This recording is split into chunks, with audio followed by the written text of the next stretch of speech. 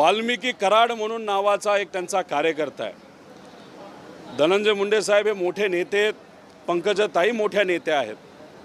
परळीची जनता अतिशय प्रामाणिक आणि साधी लोक आहेत।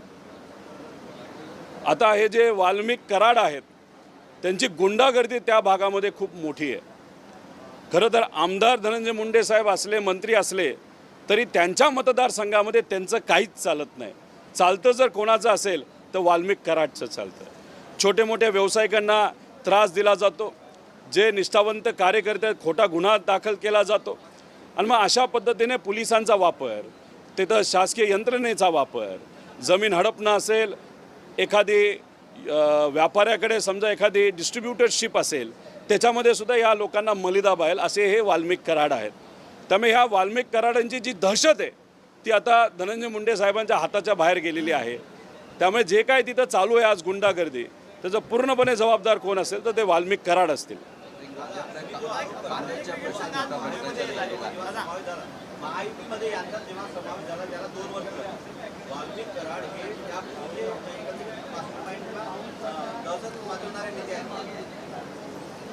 सुरुवातीपासून त्यांची भूमिका नाही तर त्यांच्याबद्दलचं एक जे वातावरण आहे ते तशाच पद्धतीचं आहे। पण गेल्या काही महिन्यांमध्ये, वर्षांमध्ये जर आपण बघितलं तर त्यांचं वलय त्या भागामध्ये जरा जास्तच वाढलेलं आहे। माझं काय त्यांच्याबद्दल काही म्हणणं नाही, पण ज्या पद्धतीने ते वागतात आणि सामान्य लोकांना अडचणीत आणतात तर मग ही गोष्ट न तिथल्या लोकांना पसंत आहे ना आम्हाला पसंत आहे। त्यामुळे तिथं जो मर्डर झाला, ज्या व्यक्तीचा झाला, त्या व्यक्तीच्या कुटुंबाबरोबर सहानुभूती आमची सुद्धा आहे। पण आमचं एवढंच म्हणणं आहे की बबन गीते तिथं नव्हते, ते दुसरीकडे होते। मग अशा परिस्थितीमध्ये खोटा गुन्हा का? गवळी नावाचे एक व्यक्ती आहेत, त्यांनीसुद्धा तिथं जी काही कार्यकर्त्यांनी बूथ ताब्यात घेतले, वाल्मिकी कराडच्या कार्यकर्त्यांनी त्याचा व्हिडिओ प्रसिद्ध केला, त्याला आता जीवे मारण्याच्या धमक्या दिल्या जातात।